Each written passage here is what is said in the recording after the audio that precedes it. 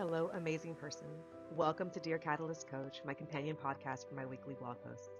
Thank you for joining me on this adventure, tuning in each week and joining me for season one. This is the final episode for season one, but I'll be back with all new episodes in season two so we can continue to go rogue together. Remember to subscribe so you can be the first to know when new episodes are released. So tune in for season two for all new episodes and get inspired to take action to go rogue in your life, to start that inner revolution and to be the catalyst in your own life. I'm your host, Rebecca Cooley. I've been helping leaders in Fortune 100 and Fortune 500 companies achieve their career and communication goals for over 15 years. My specialty is helping leaders go rogue, helping them to create catalytic and lasting change for themselves, their employees, their organizations, and their families, overcoming hurdles of limiting mindsets, anxiety, lack of confidence, fear, and more. Each week, I offer a reading and unpack the blog post, sharing additional stories from my life and how I went rogue. Rebecca's Gone Rogue is my favorite way of being described by one of my previous employers. I'm very proud of my legacy. Plus, I go deep on all things introversion, leadership, career shifts, and stress reduction, answering questions like, how do I overcome imposter syndrome? How do I improve my work-life balance? And how do I reduce my public speaking anxiety? A little bit more about me. I was named top 16 coaches in Raleigh. I graduated with honors with an MPA concentrating in strategic leadership. I'm a certified master coach, certified meditation instructor, and have over 1,500 hours of stress reduction training. Ready for a partner to join you during this revolutionary time in your life? You can reach me at www.catalystactioncoaching.com. I offer private executive coaching and corporate training for teams globally. I'm excited to connect with you and wishing you lots of peace, joy, and freedom. Hello, wonderful person. Welcome to this week's episode. This is the beginning of a love letter to a friend, one of my friends, and it's called When Self-Love Feels Not Possible. Dear friend, you share that the word love, when it refers to yourself, is painful. It is a charged word full of grief, sorrow, and uncertainty. It is a word that feels so far from your reality that you can't even begin to imagine a life in which you offer it to yourself. Self-love as a theoretical concept is imaginable, but only as an elusive experience that will never be yours. You feel it is for others, but not for yourself. And I want to let you know I understand. From a lifetime of feeling the same, I understand. I know the pain of separation from self, and my heart goes out to you. You asked me once, how do I get there? I can only share my journey, and I can only share what I have witnessed in my other friends and their journeys. So this is the beginning of my love letter to you to share about this. For me, releasing the concept of getting there was a start. You do not arrive at self-love any more than you arrive at inner peace or arrive at enlightenment. It's a lifelong journey, and you don't necessarily get there. That is not what you want to hear. We want to hear a prescriptive formula to stop the pain, just like with physical pain. We want a clear path to our answer, and we want it to be simple and easy. It's what we want, but it's not typically how the journey goes. But there's nothing wrong with wanting it to be simple and easy and formulaic. We all want that. We can all relate to that. The journey of self-love, much like the journey for inner peace or outer peace, is one that is full of small daily movements in the direction of. It is not about arriving at. Self-love is a value. It's not a goal. What does this mean? It means a goal is something you achieve and you can move on to the next goal.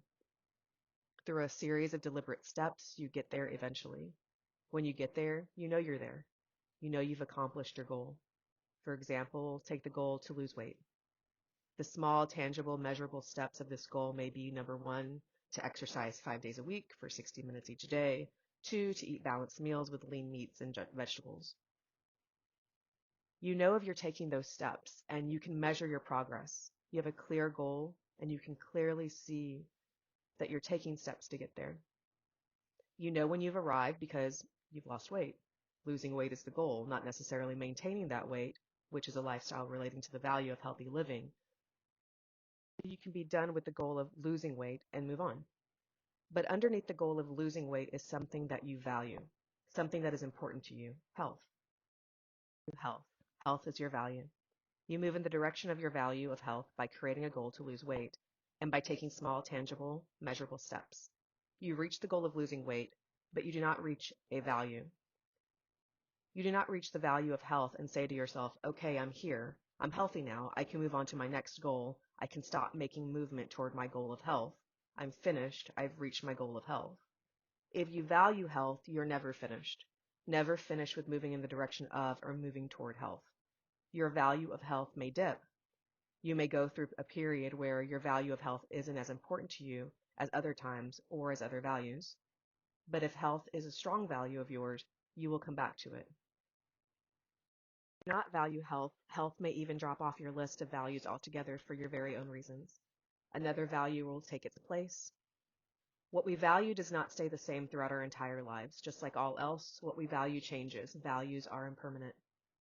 We can move gracefully with the changes to our values by not inserting guilt or shame when our values change.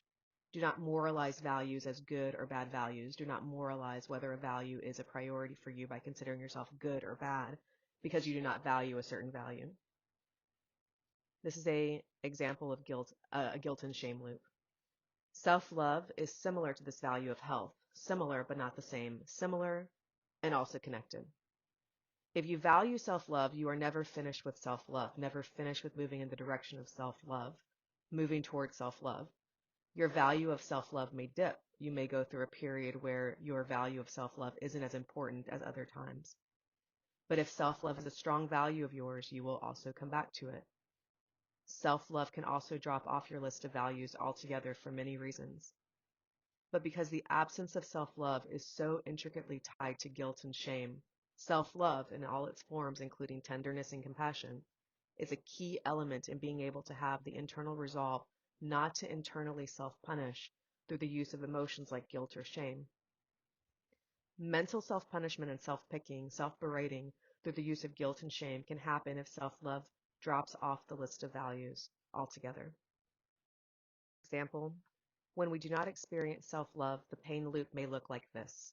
We already do not experience self-love. Working on self-love is painful. We feel we can only avoid what is painful, or we logically want to avoid pain. Self-love is not a value because it feels too painful. Self-love not being a value creates guilt and shame. That guilt and shame create more pain, which reinforces that we do not love ourselves.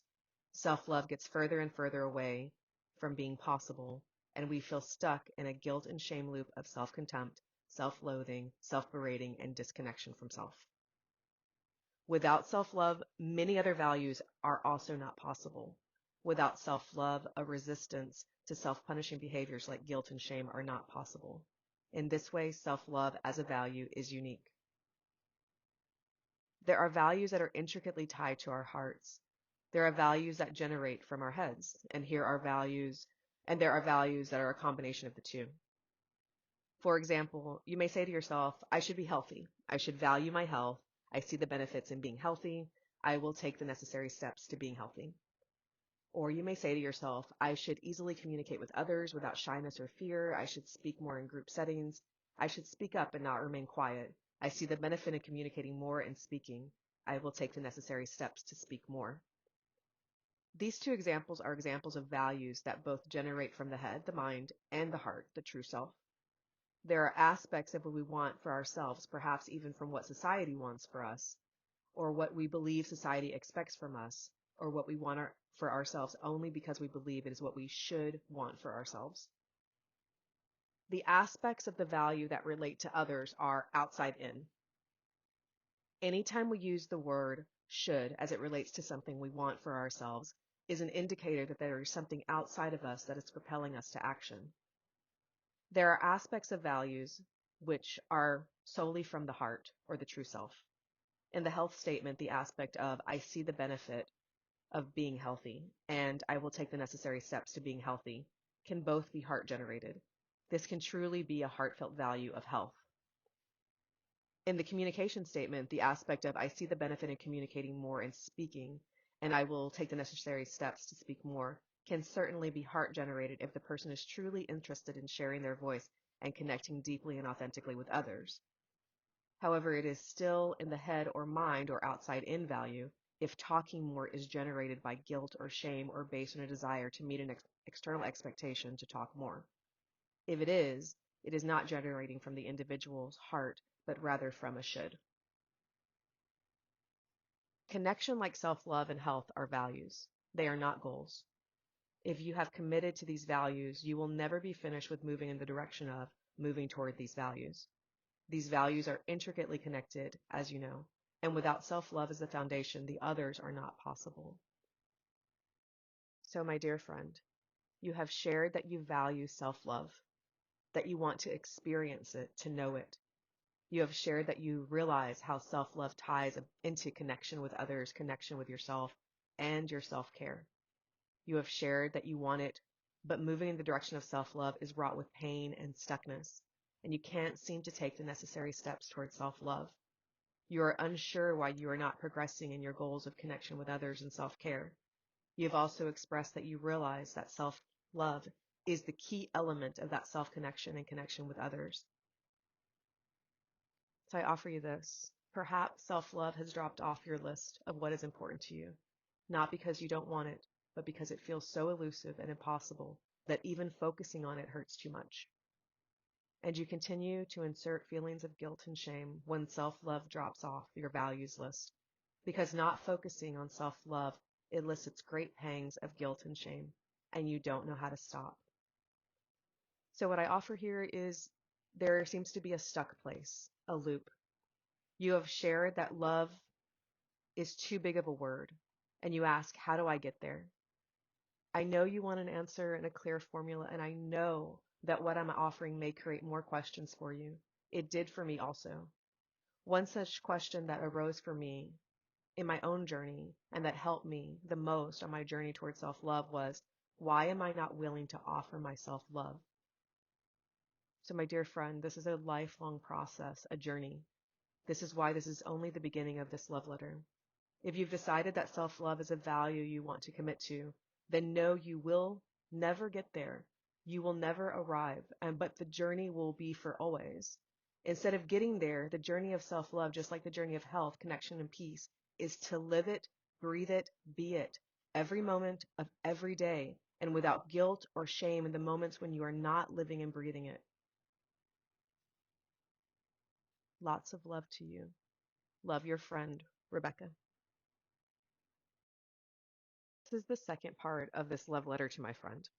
It's called Start a Revolution Against the Inner Critic, Tips for Creating a Safe and Nurturing Inner Home and Relationship with Self.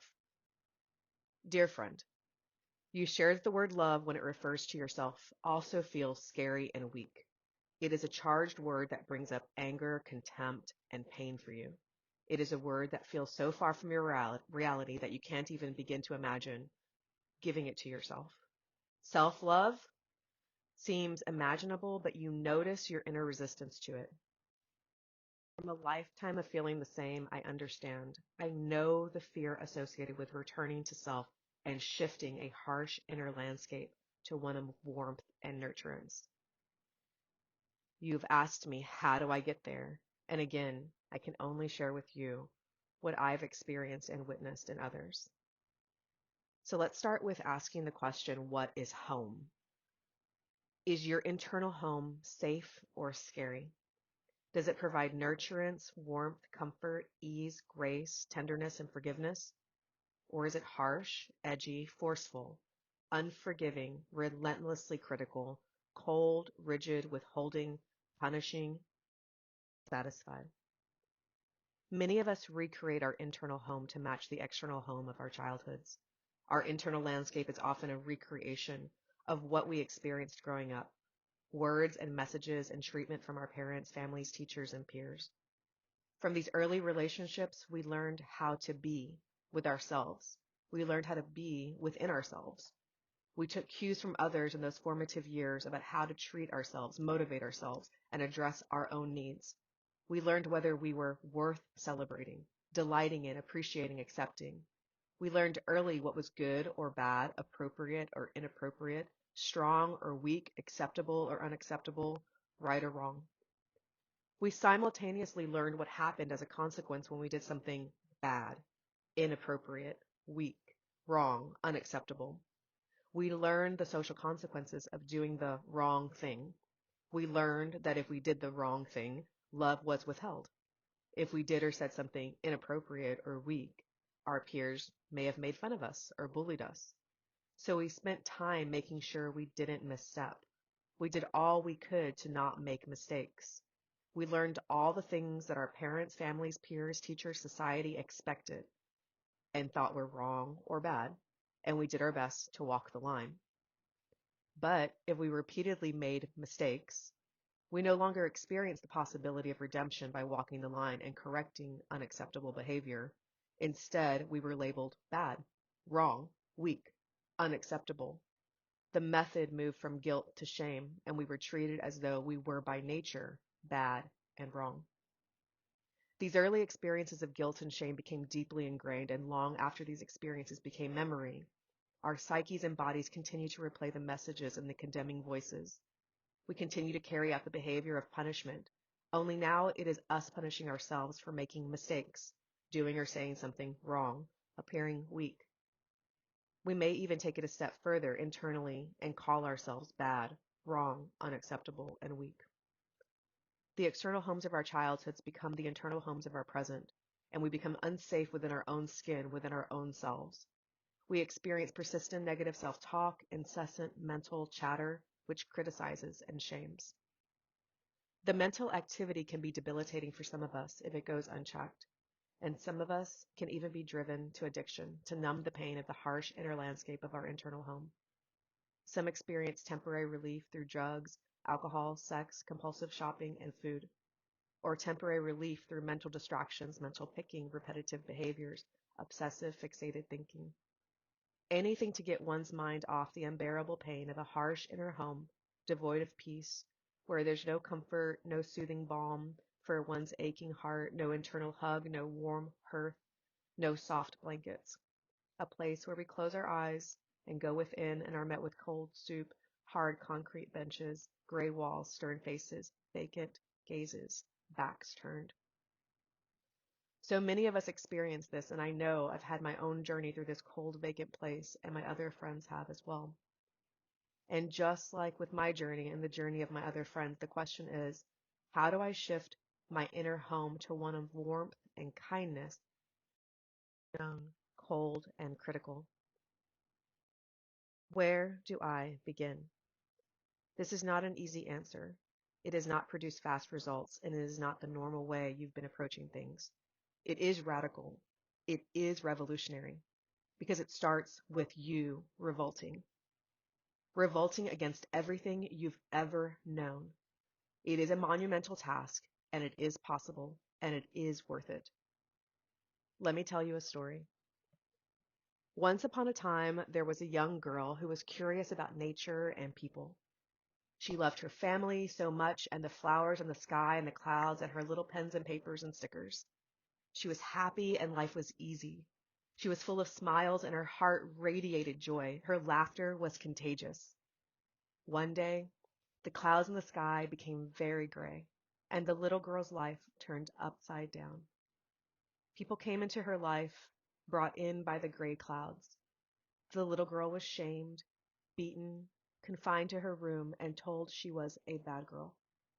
And all the love she used to feel and express went deep, deep inside her to hide and stay safe. As the years passed by, the little girl became a woman. She had a strong, impervious exterior, but she did not smile. She kept people at a distance emotionally, never getting too close. To others, she was labeled controlling and cold. She was excessively ambitious. With all her achievements, no one gave a second thought to whether the woman was truly happy. But on the inside, the woman was very, very sad, very angry, and very scared. Her external persona was a show because on the inside she felt very small. Inside she was shy and didn't trust others. She was convinced that people didn't like her and were always judging her. So she didn't bother making friends and never let anybody really get to know her. She was very lonely. The woman was very mean to herself. She drank and experienced addiction to food and shopping. She used these to numb her pain of loneliness and to escape from her sadness and self-loathing. She had no clue how to nurture herself, and her life was cold and colorless. She lived like this for many years. One day, a tiny kitten came into her life. She enjoyed the kitten but could not talk to it the way she knew people talked to kittens, or even hold it tenderly. She would give it what she could, the basic, short pats on the head, occasional pets, food, water, brushing. She knew she wanted to love the kitten, but she was not able to express that love easily. It pained the woman that she could not feel the love she knew she was capable of. Her heart felt frozen. This caused her extreme shame. She felt the pain that something was truly wrong with her. But the woman remembered the small girl that she once was and knew that she was capable at one time of loving tenderly. She knew the part of her that hid away all those years ago, deep, deep inside herself, was still hiding and still did not feel safe. The woman knew she needed to heal the relationship with her inner child in order to love the kitten in the way she was capable of, in order to unfreeze her heart and find the part of her that was hiding. Knowing what needed to be done, the woman began her healing journey to reconnect with herself, to create a safe space within herself for her inner child, a warm, inviting inner home full of nurturance and comfort for the part of her that had hidden away all those years ago. The woman resolved to stop numbing her pain. She added color to her home. She began to listen to the needs of her body. She began to comfort herself. She began to talk to people and let others into her heart once again. She began to laugh. And as she did this, her outer home and her inner home became warm and cozy. And the woman began to notice herself scooping up the little kitten in her arms, singing it silly songs in silly voices, and dancing with the kitten, cradling in her arms for hours. The woman and the kitten lived happily ever after. To recreate your inner home, let the revolution begin. Revolt begins with a moment, an instant, a flash of a big, giant no. This no resounds and reverberates throughout the cosmos. It is the sound of you reclaiming your life. The no is a not anymore. It's a never again. It's a no, I refuse to continue living like this. A no to every lie you were ever told about yourself. A no to the walls built around you from the labels given to you. A no to the numbing out. A no to barely living. A no to harsh outer homes and to harsh inner homes. A no to the prison you've created from your own beliefs about yourself. A revolt. This is so important. What are you saying no or no more to in your heart and spirit? This no is a clearing out, a sweeping of your internal landscape. It is a fresh start, a blank slate, a decluttering of old beliefs, old patterns, old habits, old punishments, old pain, old messages from long ago. They have no place in your new home. Your new home can be whatever you want it to be. What do you want it to be? What are you saying yes to? What are you moving towards? Reaccessing, uncovering, retrieving, finding, reclaiming. For me, my journey, my yes, was and is to a deep connection with myself, to finally be able to look forward to time with myself, to delight in my own company, to be in love with myself and be in love with my life, to offer myself warmth, tenderness, grace, compassion, comfort, to listen to my own needs, to honor my needs, to learn more about myself, to trust myself, to treat myself like a treasure, and to mother myself. How we are with ourselves, how we talk to ourselves is the outer reflection of our inner home, our inner landscape. Creating a safe space, a safe and loving inner home for ourselves is very important work. It is the most important work. From it, all else stems. A safe inner home will look differently for everybody. Make it your own. What will it look like, feel like, sound like? When you close your eyes, can you see it, feel it? Maybe it's not an image, but a visceral sensation of safety, of settled, of home. Maybe for you to access and recreate your inner home, you begin to recreate your outer home and recreate your experiences with yourself, making all your experiences with yourself safe and nurturing. My dear friend, this is a lifelong process. It's a journey. This is why this love letter has several parts. It's not easy work. If you're like me, it may take a very, very long time to get comfortable even beginning this journey of feeling safe with yourself. Initially, I experienced resistance, fear, and unwillingness to offer myself nurturance. I felt it was silly and stupid and impossible. It shuffled up feelings of anger, and for very good reason. For me, trauma interferes so deeply with feelings of safety within myself that I could not do this inner healing journey without a trauma therapist at my side. This is deep healing work. Sometimes we can't do it alone. Sometimes a trauma therapist may be helpful as we navigate this journey back to self. Ultimately, be patient with yourself. Remember, you are doing something you've never done before. It's brand new. It's a revolution, and it is possible. Lots of love to you. Love, your friend, Rebecca. Let's unpack this week's episode. Woo! That was, I have to tell you, just reading through those posts, reading through those blog posts that I have written, it brought up emotions for me. This particular topic of self-love is one that is so near and dear to my heart because it's something that I have struggled with personally for such a long time in my life. And when I see my partner struggling with it as well, it definitely pulls at me. And I want to share so much, but sometimes sharing so much can be overwhelming.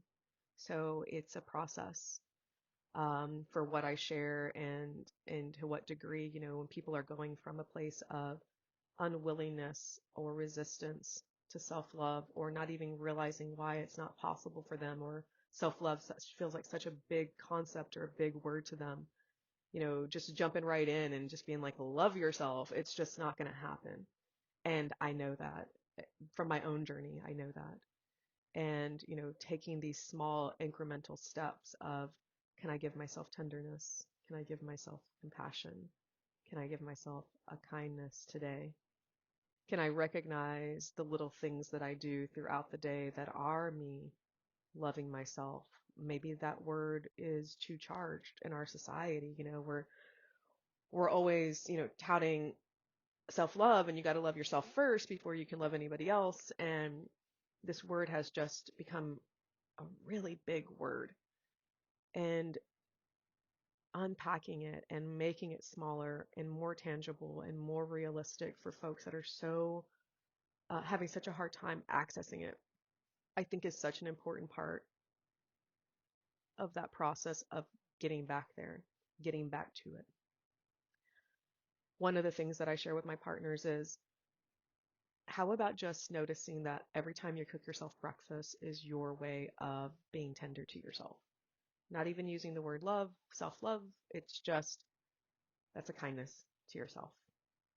And, every time you brush your hair, or you brush your teeth, or you put yourself down to bed and you make your bed cozy, you pull the covers around you and wrap them around your feet and your body, and you're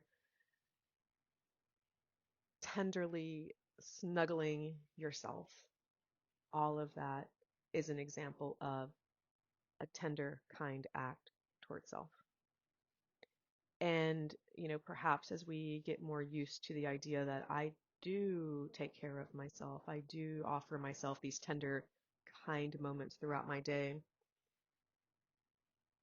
perhaps gradually the word self-love becomes less and less charged and more possible.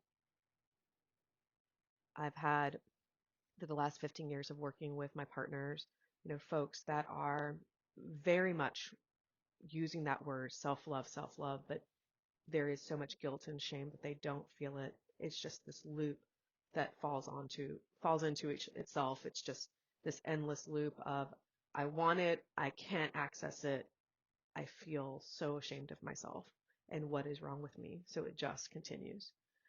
I've had other partners who literally consider giving themselves any kind of self-love, um, to be a sign of their own weakness. So, really part of that process is to unpack some of those strong belief systems. Why is self-love tangled with the idea of weakness? Why is self-love elusive? and just really unpacking the emotions, thoughts, and beliefs around that so that it becomes more accessible and we're unraveling and unpacking so that it is not this ball of yarn that just seems so tangled. We're beginning to look at the separate strains of that ball, the separate strings of that yarn, and just looking, and becoming that radical student of ourselves.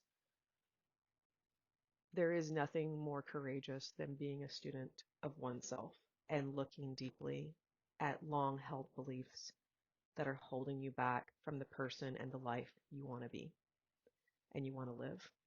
There's just nothing more radically courageous and brave than being able to look at one's shadow and being able to look at those beliefs, to challenge them, to really, really face them, to stop avoiding, to stop evading, to really look in.